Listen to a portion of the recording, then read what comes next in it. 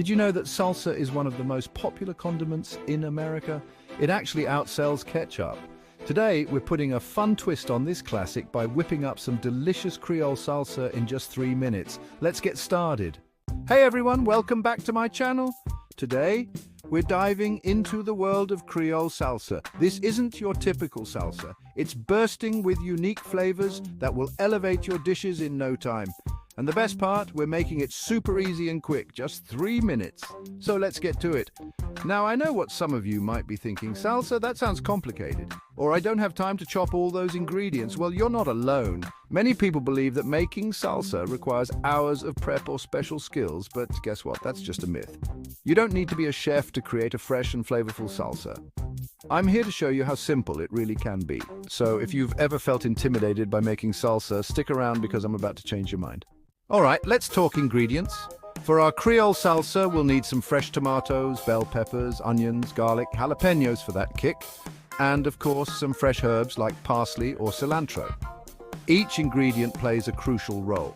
The tomatoes bring that juicy base, the bell peppers add a sweet crunch, and the jalapenos give it a spicy flair. Now, here's a tip. If you're short on time, you can always use pre-chopped veggies or even canned tomatoes.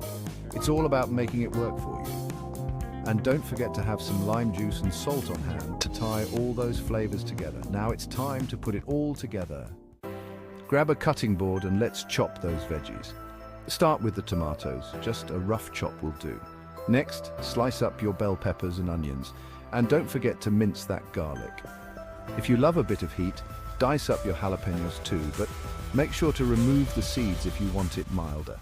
Toss everything into a bowl, squeeze in some fresh lime juice, sprinkle a little salt and give it a good mix. Look at those vibrant colors coming together.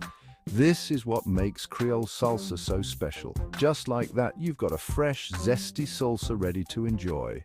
To recap, we chopped up some fresh ingredients, mixed them all together, and voila, Creole salsa in just 3 minutes. It's super easy, and you can use it on tacos, grilled meats, or just as a dip with chips.